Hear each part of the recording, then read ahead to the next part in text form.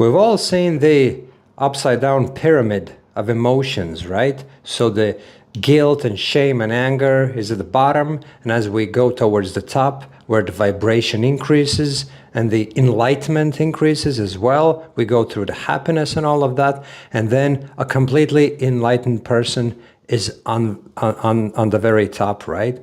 And we may believe by looking at it that emotions such as anger and all of those things, they're bad by their very nature. And what tends to happen is we keep suppressing the anger in ourselves.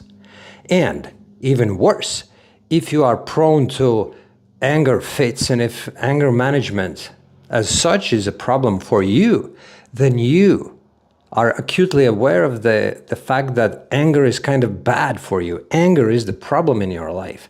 And so you keep suppressing it. You keep trying to suppress it even more, but you can't. Because anger in and on itself is a very healthy emotion. Anger is required so that you can draw boundaries and stand up for yourself. It's one of those basic emotions that all of us have. But most likely in your childhood, there was a point in time or a prolonged period of time, or perhaps the entire childhood, where you were told that being angry is bad, where you were not allowed to express your anger in a healthy way. So that's what you did. You suppressed your anger, held it deep down inside. And now that you're an adult, or maybe it even started manifesting itself when you were a child, you were aggressive towards other kids and all of that. And maybe you were very aggressive as a teenager growing up because all of that suppressed emotion keeps coming out.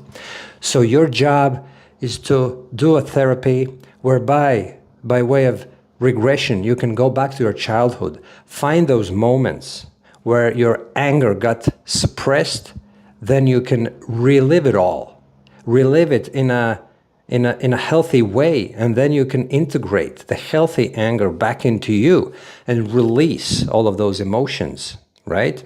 And then in this day and age, with that awareness and with that job done, you can now utilize your healthy anger where it needs to be utilized, and don't be excessively angry, and don't be prone to anger fits or anything like that anymore. You know, you can get cured like that.